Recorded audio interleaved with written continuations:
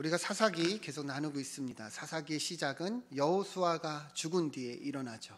그래서 가나안 땅을 정복하고 이제 정착하는 그 과정 가운데 사사기가 일어나는 건데, 이스라엘 백성들이 처음에는 하나님의 말씀을 잘 따라갔어요. 그런데 점점 이 가나안 땅의 문화에 타협하기 시작하더니 이들의 종교에 빠지면서 하나님 앞에 큰 죄악을 저지릅니다. 그래서 사사기의 내용이 계속 반복이 되죠. 이스라엘이 범죄함으로 징계를 당하고 또 회개하면 하나님이 사사들을 세워서 이들을 구원해 주셨습니다. 그래서 우리가 온니엘, 에훗, 드보라, 기드온까지 이렇게 사사들을 보았습니다. 기드온은 특히 소심한 사람이었어요. 그러나 하나님이 이 연약한 자를 들어서 300명으로 이 미디안의 13만이 넘는 군사를 이기는 놀라운 기적을 베푸셨죠. 근데 안타까운 것이 기드온의 이 말년에 이 권력에 대한 탐욕으로 인해서 완전히 변질되었던 거 우리가 보았습니다. 그래서 이 악영향이 이제 후손까지 이어지죠. 그의 아들이었던 아비멜렉이 왕이 되고자 자기 형제들 70명을 이 세겜 사람들과 함께 손잡고 다 이 살해하는 큰 악을 저지릅니다. 그래서 그 가운데 살아남았던 이 요담이 그 저주를 하고, 하나님이 그 저주를 따라서 이 악행을 저지른 아비멜렉과 세겜 사람들이 서로를 이렇게 해하는 그런 비참한 결과로 이렇게 마무리된 것까지 우리가 보았습니다. 그러니까 이스라엘이 다시 어때요? 혼란의 시간을 이제 겪게 되는 이제 과정으로 이어지는데요. 그래서 오늘 본문 말씀을 보면, 자, 1절 보면 아비멜렉의 뒤를 이어서 이사갈 사람 도도의 손자 부하의 아들 돌라가 일어나서 이스라엘을 구원하니라 얘기를 합니다. 그러니까 아비멜렉에 통해서 이스라엘 정세가 너무 어지럽고 이제 힘든 시기를 겪으니까 하나님이 도도라는 사람을 사사로 세워서 이스라엘을 구원하십니다. 그런데 이 사사, 돌라는 이 2절이 끝이에요. 2절 보면 이 돌라가 이스라엘 사사가 된 지 23년 만에 죽음에 3일에 장사되었더라 얘기를 합니다. 이 돌라를 언급하는 내용은 이처럼 2절이 전부입니다. 더 이상의 이제 언급이 없어요. 앞서 많은 사사들과 비교해 보면 참 빈약하기 그지없죠. 자, 그런데 3절 보면 또 다른 이제 사사가 등장하는데, 길르앗 사람 야일이라는 사사예요. 그래서 22년 동안 이스라엘의 사사가 되는데요. 4절을 보면 이 야일은 어떤 사람이냐면 아들 30명이 있고 어린 낙이 30을 탔다 얘기를 합니다. 그리고 성읍 30을 가졌다. 그러니까 굉장히 부자였던 사람이라는 것을 의미하는데요. 근데 이게 전부예요. 5절 보면 야일이 죽음의 가문에 장사되었더라 이렇게 합니다. 그래서 돌라와 야일은 이 5절로 전부 설명이 끝납니다. 그래서 학자들은 내용이 이제 몇 절 안 돼서 이들 소사사라고 부릅니다. 앞서 많은 이제 내용이 많았던 사사들은 대사사라고 부르는데요. 뭐 인물이 뭐 위대하고 뭐 빈약하다 이런 뜻은 아니고 설명이 많고 적고 요 정도에서 이제 소사사라고 이렇게 불리게 됩니다. 여러분들도 이 부분은 기억하시고 그냥 넘어가면 될 것 같습니다. 그래서 6절을 보면 이제 오늘 본문으로 이제 이어지는 부분을 보면 이제 야일 이후에 또 이스라엘 자손이 하나님의 목전에서 악을 행합니다. 그런데 여기를 잘 봐야 되는 게, 이 이스라엘 자손이 또 하나님 앞에 악행을 저지르는데, 여러분 이들이 어떤 신을 섬기는지 잘 보세요. 바알과 아스다롯과 아람의 신들과 시돈의 신들과 모압의 신들과 암몬 자손의 신들과 블레셋과 또 블레셋 신들을 섬기고 그 다음에 여호와를 버리고 그를 섬기지 아니하였다 이렇게 얘기를 합니다. 여러분 한번 기억을 해보세요. 이전에 이스라엘 백성들이 하나님 목전에서 악을 많이 행했죠, 그죠? 우상을 많이 섬겼어요. 근데 그때는 대부분이 바알과 아세라, 뭐 기껏해야 아스다뇰 요 정도 신이었어요, 그죠? 근데 오늘 본문을 보면 이스라엘이 또 범죄하는데 이제는 어떻습니까? 이들만 아니에요. 시돈의 신들, 아람의 신들, 모압의 신들, 암몬의 신들, 블레셋 신들까지 섬기고 있다는 것이죠. 그러니까 이스라엘이 점점 더 타락하더니 이제는 이 지경까지 이르게 된 거예요. 그냥 온갖 잡신을 다 섬기면서 중요한 것은 뭐예요? 하나님을 버리고 섬기지 아니하였다. 이 아주 그냥 굉장히 악행을 저지르고 이 정도의 수준까지 저지르게 되었다는 것이죠. 왜 이스라엘이 이렇게 되었는가? 사실 이제 학자들에 따르면 정황상 이제 이스라엘이 이제 주변의 많은 나라들과 더 많은 나라들과 이제 무역을 하고 거래를 하면서 이렇게 이제 그 나라의 문화와 종교까지 더 수용하게 된 것으로 보는데요. 근데 안타까운 것은 뭐냐? 무역을 할 수도 있죠, 그죠? 거래를 할 수도 있어요. 근데 그러면서 이들의 문화와 종교까지 수용하다가 완전히 주객이 전도된 거예요.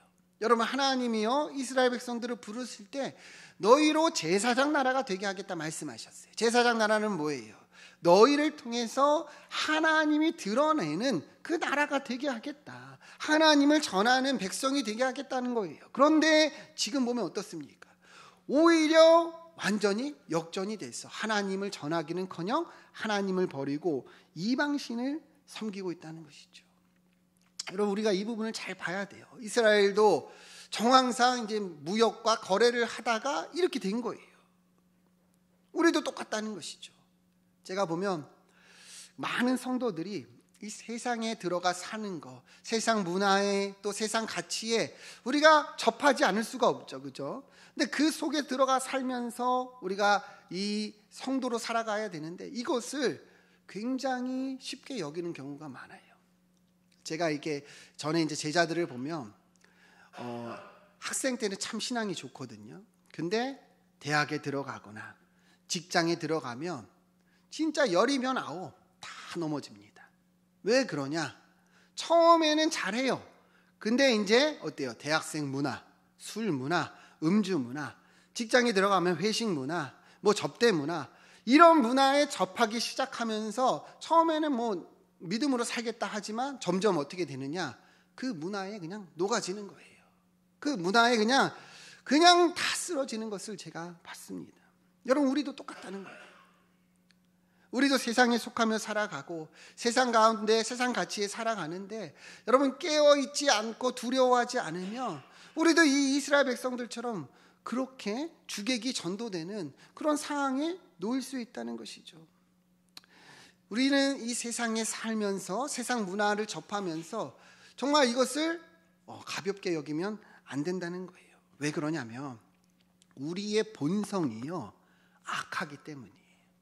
우리의 본성이요 세상의 쾌락과 욕망을 원한다는 거예요. 그러니까 나는 원하지 않죠. 나는 알죠. 하나님의 말씀대로 이 신앙을 지켜야 되는 것을 알지만 우리의 육신과 본성이요 그걸 원하지 않는다는 거예요. 로마서 7장 18절 19절 보면 바울도 이렇게 얘기했어요. 내 속 곧 내 육신에 선한 것이 거하지 아니하는 줄을 안다. 내 안에 그러니까요 악한 본성이 있다는 거예요. 그래서 원함은 내게 있으나 선을 행하는 것이 없다는 거예요. 그래서 내가 원하는 바 선은 행하지 아니하고 어떻습니까? 도리어 원하지 아니하는 바 악을 행한다는 거예요. 여러분, 바울도 그랬다는 거예요. 바울이 우리를 완전히 정확하게 규명하고 있죠. 안다는 거예요. 하나님 뜻대로 살아야지. 수요 예배 나와야지. 금요 예배 나와야지. 기도해야지. 말씀 묵상해야지. 여러분 다 원하시죠, 그죠? 다 원하시죠. 근데 그게 잘 됩니까, 안 됩니까? 잘 안 되잖아요, 그죠? 원하는데 왜 안 되냐는 거예요. 우리의 본성이 거부하기 때문이에요. 똑같은 거예요. 여러분, 세상 속에 살면서요 술 문화, 이 접대 문화, 세상 가치 여러 가지 속에서 우리가 신앙을 지키는 게 왜 어렵냐? 우리의 본성이요 이것을 좋아하기 때문이에요. 쾌락을 즐기고 음주를 즐기고 그 세상의 가치와 기준을 즐기기 때문에 나는 그것을 싫지만 우리 몸이 점점 따라간다는 거예요. 그러니까 어떻게 됩니까? 처음에는 뭔가 이겨냈고 처음에는 잘 방어하지만 점점 하나 둘 접하다 보면 이 이스라엘 백성들처럼 완전히 주객이 전도되는 그런 일들이 수없이 일어나는 거예요. 아마 여기 계신 분들도 대부분 경험을 했을 거예요. 저도 그런 한 사람이고 제가 목회를 하면서 수없이 봤던 것이 그러한 것입니다. 여러분, 그러니까 깨어 있어야 되고 두려워야 돼요. 세상 문화 속에서 우리가 살아가는 것을 결코 쉽게 여기면 안 된다는 거예요. 특히나 스스로를 너무 믿으면 안 돼요. 술자리에 가서 내가 술을 안 먹는다. 여러분 한두 번은 할 수 있겠죠. 그죠? 계속 술자리 가서 술을 안 먹는다. 그게 쉬운 게 아니에요. 음란한 자리에서 죄를 짓지 않는다. 그럼 그거 어렵다는 거예요. 왜냐하면 우리의 본성이 그것을 원하기 때문이라는 거예요. 그렇기 때문에 어떻게 됩니까? 안 가는 게 제일 좋은 거예요. 죄는 우리가 맞서 싸워 이기는 대상이 아니라 맞서지 않아야 하는 대상입니다. 싸워서 이기는 대상이 아니라 피해야 하는 자리라는 것이죠. 혹여나 그 자리에 가게 된다면, 어쩔 수 없이 가야 된다면 여러분 두려워하시고 기도하시고 여러분 하나님의 은혜를 구하시기를 축원드립니다. 스스로를 믿으면 안 돼요. 왜 이스라엘이 그렇게 온갖 잡신을 섬기는 그 지경까지 이르게 됐느냐? 그렇게 하나 둘 수용하고 접하다가 결국에 어때요? 하나님을 버리고 그 쾌락을 쫓는, 이방신들을 쫓는 그러한 처지까지 이르게 되었다는 것입니다. 여러분 우리도 그래요. 이것을 교훈으로 삼고 두려워할 수 있어야 된다는 것이죠. 여러분 한번 따라해 봅시다. 스스로를 믿지 말자. 죄의 자리는 가지도 말고 보지도 말자. 이것이 지혜로운 거예요. 그리고 혹여나 그런 일이 있으면 여러분 두려워하고 하나님의 은혜를 구하시기를 축원드립니다. 자, 그래서 이스라엘이 또 온갖 잡신을 섬기며 하나님 앞에 큰 죄악을 저지릅니다. 그러니 하나님이 어떻게 하실까요? 사사기 패턴이 뭐예요? 징계하시죠. 7절을 보면 여호와께서 이스라엘에게 진노하셨다. 이제는 뭐예요? 징계가 임하는 거예요. 그래서 이 블레셋 사람들의 손과 암몬 자손의 손에 이들을 파셨다. 그러니까 이 이방 나라들로 징계를 하신 거예요. 그래서 8절 보면 그들이 요단강 저쪽 길르앗에 있는 아모리 족속 땅에 있는 모든 이스라엘 자손을 쳤다. 여기서 중요한 게 뭐냐면 모든이에요. 그러니까 모든 이스라엘 자손들이 다 타락했고 모든 이스라엘 자손들이 다 징계를 당해서 무려 18회 동안 억압을 당한 거예요. 여러분 말이 18년이죠. 굉장히 오랫동안 고난을 당한 거예요. 특히 9절을 보면 아주 상징적인 의미가 있는데요. 암몬 자손이 이 요단을 건너와서 누구를 공격하냐면 유다와 베냐민과 에브라임 족속을 싸워서 이스라엘의 곤고가 심하였다 얘기를 합니다. 이 사사기 역사를 보면 유다 지파가 공격을 당했다는 건 이전에 없었어요. 근데 처음 유다 지파도 이처럼 공격을 당한 거예요. 유다 지파가 그만큼 힘이 있고 강력했던 지파인데 이제는 이들까지도 이제는 이방 나라의 민족들에게 공격을 당해서 이스라엘 공고가 이렇게 심하게 되었다는 것이죠. 그러니까 하나님께서 강력하게 진노하시고 징계하셨다는 것을 알 수 있는 것이죠. 그죠? 자, 그러니까 이제 이 사사기 패턴을 한번 기억해 보세요. 이스라엘이 범죄하며 하나님이 어때요? 징계하시죠. 그죠? 징계를 당하고 이스라엘이 이제 힘들면 이제 뭐 합니까? 뭐예요? 회개하죠. 그래서 10절 보시죠. 이스라엘 자손이 여호와께 부르짖습니다. 하나님 잘못했어요.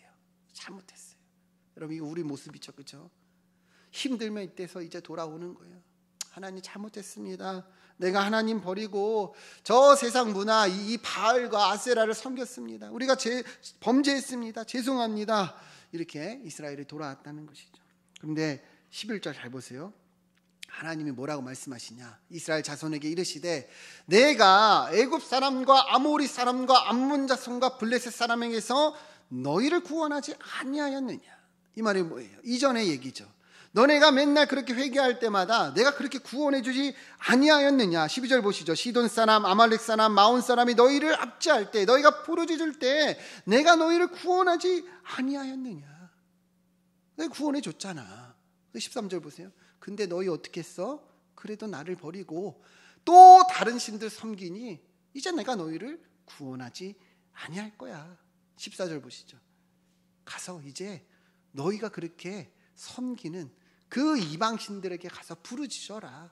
너희 환난 때에 구원해 달라고 소리쳐라. 하나님께서 이렇게 말씀하셨다는 거예요. 그러니까요, 이전의 사사기 패턴을 보면요, 이스라엘이 회개할 때마다 하나님이 즉각적으로 사사를 보냈어요. 그죠? 구원해 주셨어요. 근데 오늘 본문은 어떤 거예요? 거절하시는 거예요. 내가 지금까지 그렇게 너희를 도와주고 구원해 주었는데 너네 뭐 했냐? 그때마다 또 돌아서서 이방신 섬기지 않았냐?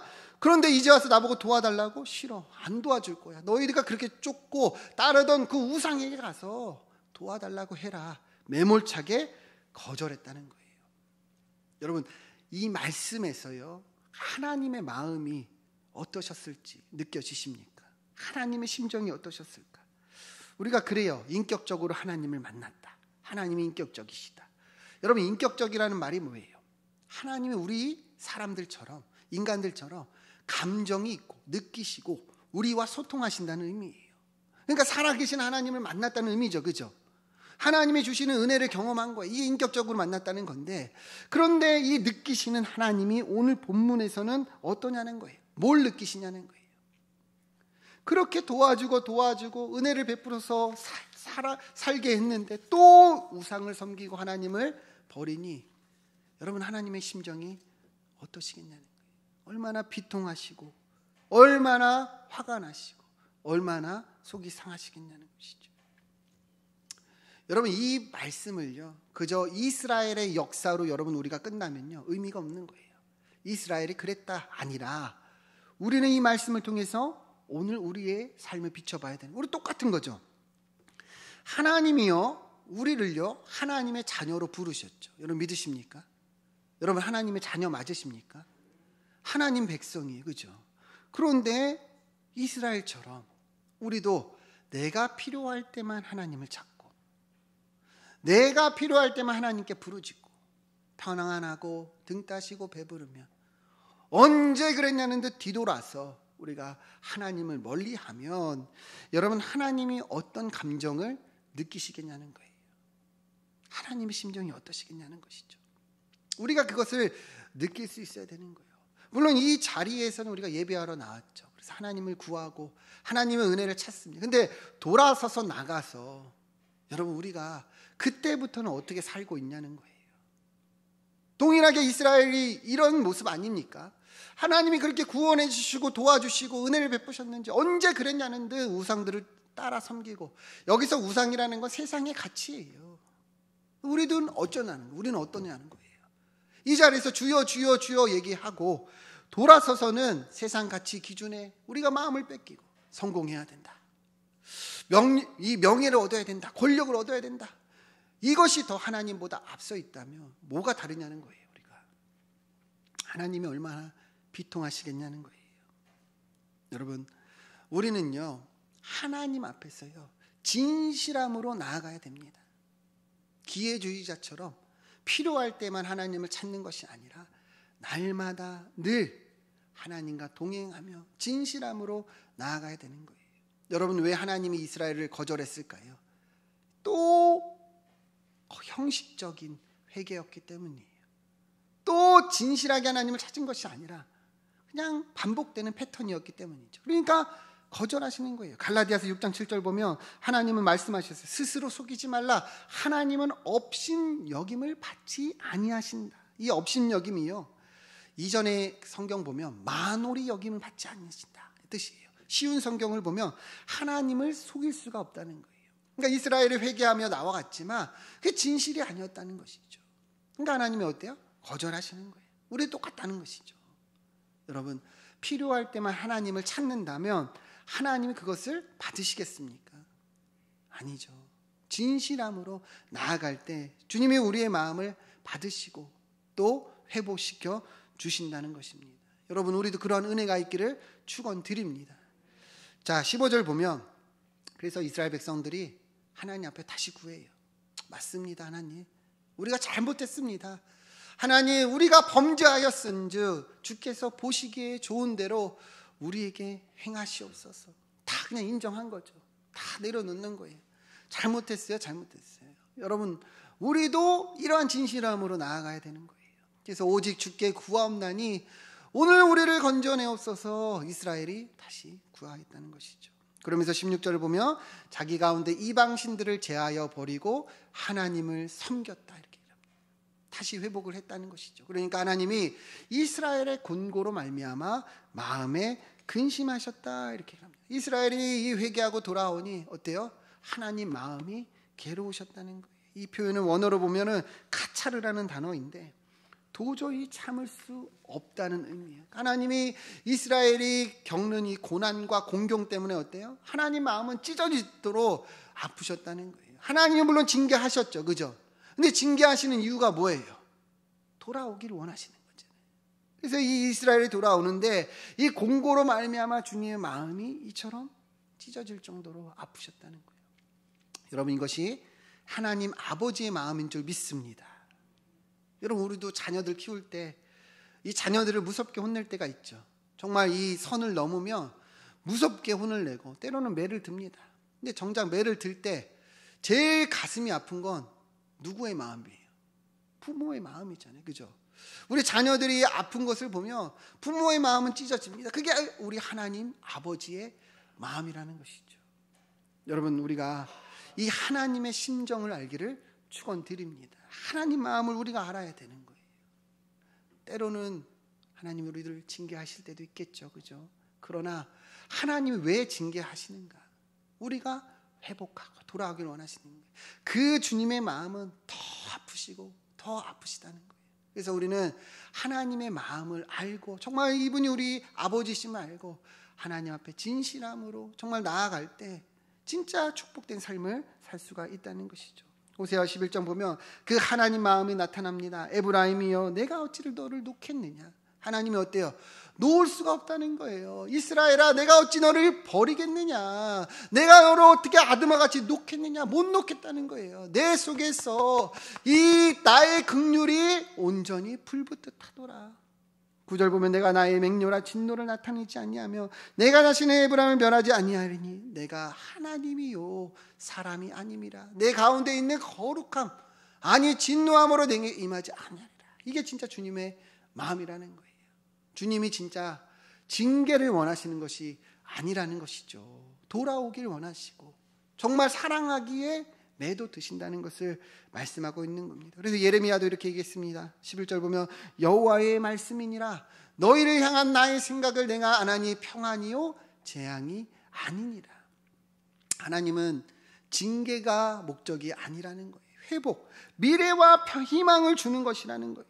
그래서 12절 말씀하십니다. 너희가 내게 부르짖으셔 내게 와서 기도하면 내가 너희들의 기도를 들을 것이다. 그러니까 뭐예요? 징계를 당하고 어려움이 있어도 진실함으로 나와서 내게 기도해라. 내가 회복시켜 줄게, 들어줄게. 13절 너희가 온 마음으로 나를 구하면 찾을 것이요 나를 만나리라 말씀하십니다. 여러분, 우리도 이러한 은혜가 있기를 소망합니다. 이전에 우리가 하나님을 이용하는 그런 신앙일 수도 있어요. 그랬을 수도 있어요. 저도 그렇게 살았고 그러한 믿음으로 그게 전부인 줄 알았어요. 그러나 여러분, 지금이라도 진실하게 하나님을 구하고 찾으면 하나님이 회복시켜 주시고 만나 주신다는 거예요. 하나님은 우리의 아버지이십니다. 여러분, 오늘 이 사사기의 말씀을 보며 우리가 이 교훈을 얻고 회복되기를 축원드립니다. 주님을 이용하는 신앙이 아니라 진실함으로 찾고 주님과 함께하는 여러분 우리의 삶이 되기를 소망합니다. 이번 한 주 이제 살아가시죠. 여러분, 말씀 한 구절 묵상하고 정말 간단히 그 기도의 자리를 가지면서 하나님, 나 오늘도 하나님과 함께하기 원합니다. 하나님 함께 해주세요. 하나님 말씀해 주세요. 내가 나 혼자 살지 않고 내가 하나님을 이용하지 않고 세상의 가치와 기준에 마음을 뺏기지 않고 하나님과 함께하는 오늘 하루가 되게 해주세요. 여러분, 이렇게 기도할 때 하나님이 분명히 은혜를 주실 줄 믿습니다. 우리 함께 기도하겠습니다.